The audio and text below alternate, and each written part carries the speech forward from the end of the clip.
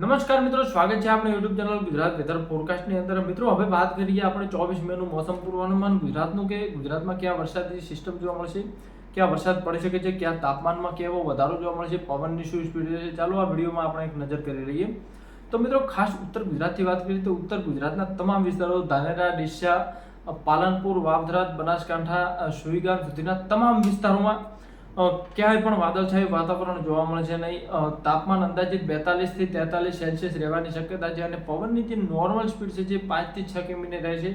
વધારે કોઈ જાતનો પવન આપણને જોવા મળે છે નહીં અને આસમાન એકદમ સાફ અને શુષ્ક જોવા મળશે.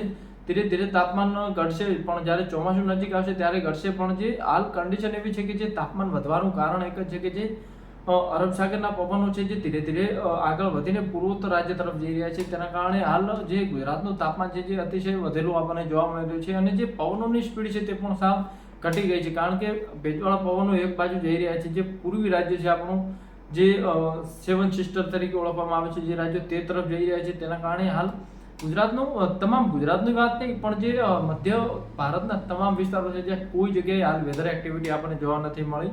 તો મિત્રો, જે ઉત્તર ગુજરાતના તો તમામ વિસ્તારો શુષ્ક જોવા મળશે. હવે મધ્ય ગુજરાતની વાત કરીએ તો મધ્ય ગુજરાતના તમામ વિસ્તારોમાં કોઈ જગ્યાએ વાદળછાયું વાતાવરણ જોવા મળશે નહીં. ક્યાંય વરસાદની એક્ટિવિટી એવી નથી કે ગુજરાતને ઇફેક્ટ કરી શકે અને ગુજરાતમાં વરસાદ લાવી શકે. મધ્ય ગુજરાતની વાત કરીએ તો મધ્ય ગુજરાતનું તાપમાન સાવ નોર્મલ જોવા મળશે. 42 થી 43 જે રેગ્યુલર તાપમાન છે તે જોવા મળશે. વધારે વરસાદની કોઈ તીવ્રતા જોવા મળશે, વધારે તાપમાનની કોઈ તીવ્રતા જોવા મળશે નહીં. વરસાદ તો ક્યાંય પણ જોવા મળશે નહીં. કોઈક સમયે સવારના સમયે આકાશમાં વાદળ જોવા મળે. 8 થી 9 વાગ્યા સુધી તો મને ક્યાંક વાદળ જોવા મળે, વધારે કોઈ વાદળ જોવા મળે છે નહીં. દિવસનું જે આકાશ છે જે ચોખ્ખું અને સાફ જોવા મળે છે. પવનની વાત કરીએ તો પવન જે નોર્મલ આપણને જોવા મળે છે 6 થી 8 કિમીની ઝડપે મધ્ય ગુજરાતના ભાગોમાં પવન જોવા મળશે. વધારે કોઈ પણ જગ્યાએ પવન જોવા મળશે નહીં. પૂર્વ ગુજરાતની વાત કરીએ તો પૂર્વ ગુજરાતના વિસ્તારોમાં તાપમાનમાં થોડી રાહત જોવા મળશે, કારણ કે તાપમાન અંદાજે 40 થી 41 સેલ્સિયસ રહેવાની શક્યતા છે. પણ પવન છે તે નોર્મલ જોવા મળશે. 8 થી 10 કિમીની ઝડપે પવન જોવા મળે છે. વધારે પવન જોવા મળશે નહીં. વાદળછાયું વાતાવરણ ક્યાંય પણ જોવા મળશે નહીં. ક્યાંય પણ એવી વેધર એક્ટિવિટી જોવા મળશે નહીં કે અને વાદળછાયું વાતાવરણ પણ ક્યાંય જોવા મળશે નહીં. સવારના સમયે ક્યાં ફોગ ટાઈપના વાદળો જોવા મળે. વધારે કોઈ પણ દિવસ દરમિયાન ક્યાંય પણ વાદળ જોવા મળશે નહીં. આકાશ ચોખ્ખું અને ક્લિયર જોવા મળશે. વરસાદ એક્ટિવિટી સાવ નહિવત જોવા મળશે. વાત કરીએ સૌરાષ્ટ્રની, સૌરાષ્ટ્રના જે દરિયાઈ વિસ્તારો છે ત્યાં ક્યાંક આકાશમાં બપોરના સમયે વાદળ જોવા મળે. પવનની સ્પીડ નોર્મલ 10 થી 12 ની રહે છે, કારણ કે દરિયાઈ પવનો લગાતાર આવી રહી છે. તેના કારણે તે તટીય વિસ્તાર છે સૌરાષ્ટ્રનું, જે પોરબંદરથી લઈ ઓખા, દ્વારકા સુધીના જે તમામ વિસ્તારો છે, ભાવનગર સુધીના, ત્યાં પવનની સ્પીડ થોડી સારી જોવા મળશે. 10 થી 12 થી અને અમુક જગ્યાએ 15 કિમી પ્રતિ કલાકની ઝડપે પવન પહોંચી શકે છે.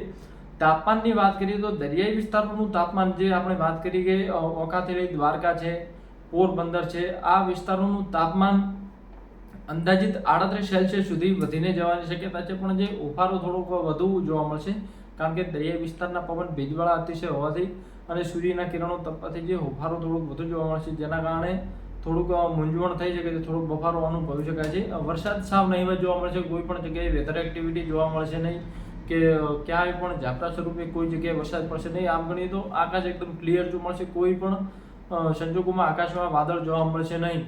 વાત કરીએ દક્ષિણ ગુજરાતની, આપણે જે સુરત, વલસાડ, વાપી અને વડોદરા સુધીના વિસ્તારમાં તમામ જગ્યાઓ ઉપર વાદળછાયું વાતાવરણ કોઈ ભવિષ્ય જોવા મળે. બાકી નોર્મલ રીતે આકાશ ચોખ્ખું અને ક્લિયર જોવા મળશે. કોઈ પણ વેધર એક્ટિવિટી જોવા મળશે નહીં. સુરતનું તાપમાન અંદાજે 43 થી 44 સેલ્સિયસ રહેવાની શક્યતા છે, કારણ કે ધીરે ધીરે પવનની સ્પીડ નોર્મલ થઈ ગઈ છે. તેના કારણે જે તાપમાનમાં અતિશય આપણને થોડો વધારો જોવા મળશે.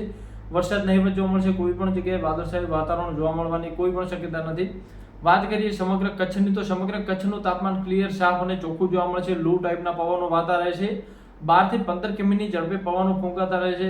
એટલે જે અમુક કચ્છના વિસ્તાર જે આંધી જેવી થોડીક ધૂળ ઉડી શકે છે, પણ વધારે કોઈ આંધી તોફાનની કોઈ પણ શક્યતા નથી. પવનની નોર્મલ સ્પીડ જોવા મળશે. વધુ પવન પણ થશે નહીં કે ક્યાંક આંધી સમયે જે પવનની સ્પીડ છે જે 20 થી 25 કિમી પ્રતિ કલાક સુધી જઈ શકે છે, જે વંટોળ સ્વરૂપે આવશે. વધારે કોઈ પણ જેવી આંધી તોફાન જે રાજસ્થાનમાં અનુભવાય છે તેવા કોઈ પણ જાતના આંધી તોફાન આપણને જોવા મળશે નહીં. દિવસ દરમિયાન જે બપોરનું તાપમાન છે જે કચ્છમાં 44 સેલ્સિયસ સુધી જઈ શકે છે, પણ ત્યારબાદ જેમ સાંજ પડશે તેમ તાપમાનમાં અતિશય ઘટાડો જોવા મળશે અને રાત્રેનું અંદાજિત તાપમાન 27 સેલ્સિયસ સુધી પહોંચી શકે છે. તો કચ્છમાં પણ કોઈ જગ્યાએ વાદળછાયું વાતાવરણ જોવા મળશે નહીં. ચોખ્ખું હવામાન ક્લિયર જોવા મળશે.